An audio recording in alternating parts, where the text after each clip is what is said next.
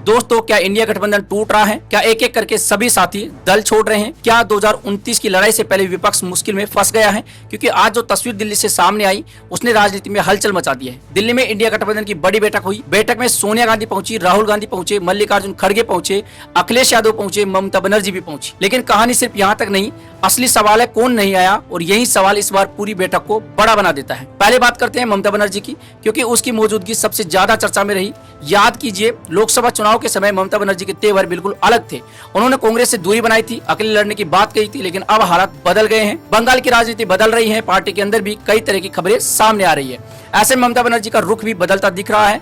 अब वह कांग्रेस से पहले जितनी दूरी बनाकर नहीं चल रही, और यही वजह है कि उनकी मौजूदगी पर सबसे ज्यादा नजरें रही है।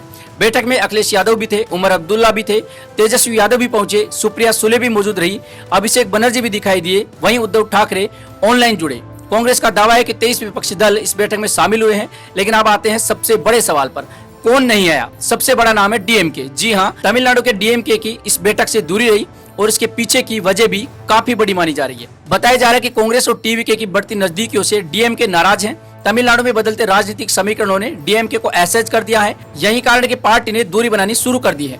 इतना ही नहीं, पहले भी डीएमके की नाराजगी कई बार सामने आ चुकी है। अब सवाल यह है कि अगर डीएमके लगातार दूरी बनाए रखती है तो आगे क्या होगा? यहीं से राजनीति और दिलचस्प हो जाती है, क्योंकि तमिलनाडु में डीएमके और टीवीके एक दूसरे के खिलाफ है। दोनों एक ही मैदान में लड़ रहे हैं, दोनों साथ नहीं चल सकते। ऐसे में अगर डीएमके पीछे हटती है तो भविष्य में टीवीके के लिए जगह बन सकती है। हालांकि अभी टीवीके इंडिया गठबंधन का हिस्सा नहीं है। बताया जा रहा है कि उन्हें बैठक का निमंत्रण भी नहीं दिया गया। लेकिन राजनीति में कुछ भी स्थायी नहीं होता।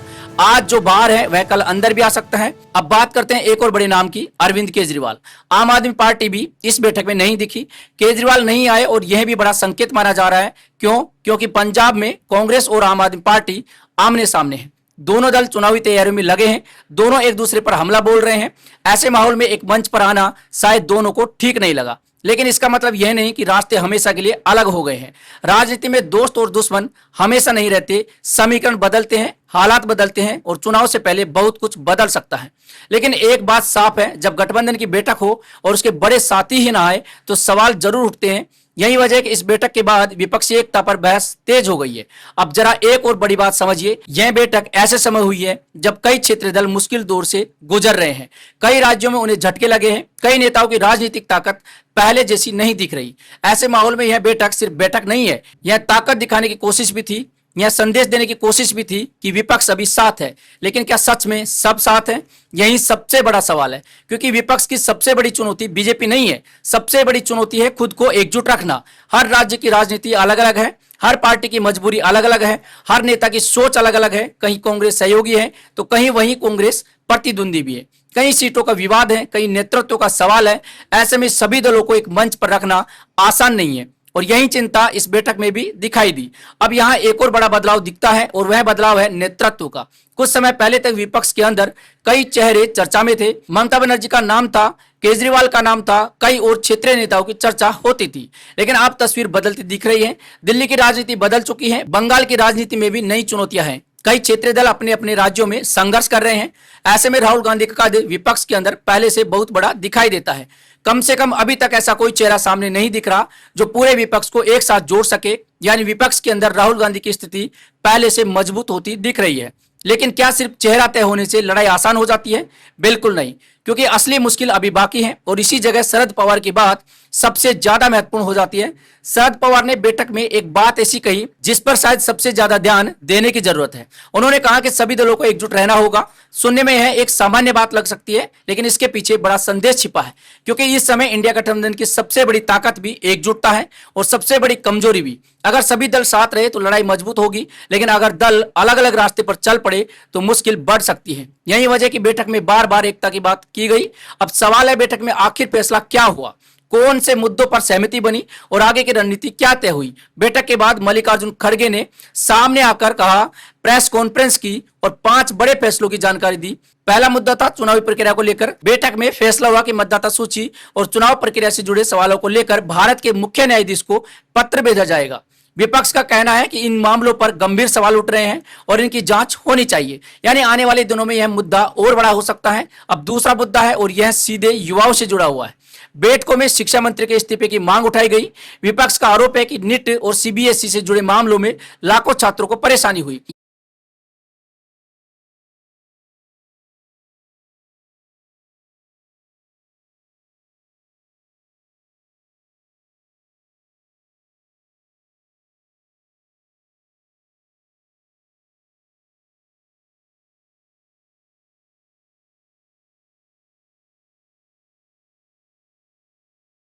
जनता के बीच लाया जाएगा। यानी विपक्ष अपनी राजनीति को सीधे रोजमर्रा की परेशानी से जोड़ना चाहती है। लेकिन क्या इससे जनता प्रभावित होगी? क्या यह मुद्दे 2029 तक असर बनाए रख पाएंगे? यह देखने वाली बात होगी। अब चौथा फैसला, और यह शायद सबसे महत्वपूर्ण था।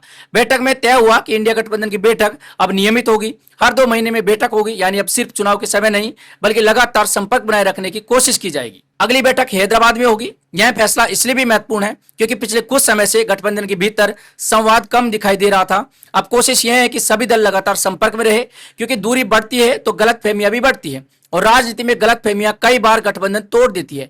अब पांचवा फैसला संसद को लेकर।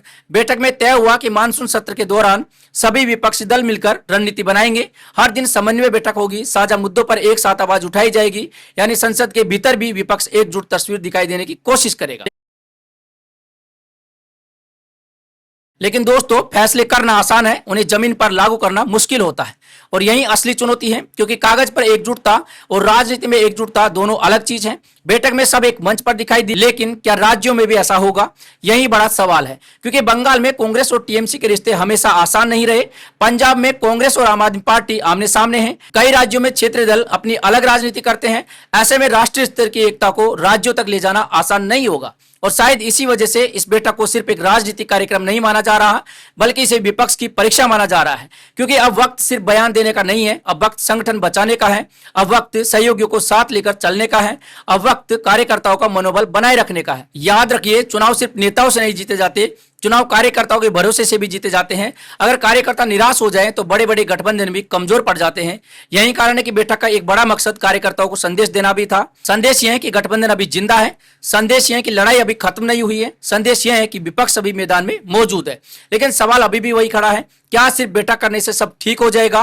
क्या नाराज दल वापस लौट आएंगे? क्या डीएमके की नाराजगी खत्म होगी? क्या आम आदमी पार्टी फिर साथ आएगी? क्या सभी क्षेत्रीय दल एक मंच पर टिक पाएंगे? और सबसे बड़ा सवाल, क्या 2029 तक यह एकजुटता बची रहेगी? क्योंकि आने वाले वर्षों में कई राज्यों के चुनाव होने हैं, कई नए राजनीतिक समीकरण बनेंगे, कई पुराने रिश्ते टूटेंगे और नए गठबंधन बनेंगे। ऐसे में आज की तस्वीर कल बदल भी सकती है। लेकिन फिलहाल इतना जरूर साफ है, इंडिया गठबंधन ने एक बार फिर एकजुटता दिखाने की कोशिश की है। बैठक करके संदेश देने की कोशिश की कि विपक्ष अभी बिखरा नहीं है। लेकिन दूसरी तरफ कुछ बड़े सहयोगियों की गैर मौजूदगी यह भी बता रही है कि चुनौतियां खत्म नहीं हुई। यानी तस्वीर के 2 पहलू हैं, एक तरफ एकता का दावा और दूसरी तरफ अंदरूनी चुनौतियां। एक तरफ साझा मंच और दूसरी तरफ अलग अलग राजनीतिक मजबूरियां। और यही वजह है कि आने वाले महीनों पर सबकी नजर रहेगी, क्योंकि अगली बैठक सिर्फ एक और बैठक नहीं है, वह यह बताएगी कि गठबंधन मजबूत हो रहा है या फिर धीरे धीरे कमजोर पड़ रहा है। फिलहाल राजनीति के मैदान में लड़ाई लंबी है, समय बाकी है, चुनाव भी दूर है, लेकिन तैयारियां शुरू हो चुकी है। और अब देखना होगा कि क्या विपक्ष अपनी एकता बचा पाता है या फिर क्षेत्रीय राजनीति की खींचतान इस गठबंधन को और मुश्किल में डाल देती है। आप क्या सोचते हैं? क्या इंडिया गठबंधन 2029 तक मजबूत रह पाएगा या फिर सहयोगी दलों की दूरी आगे और बढ़ेगी?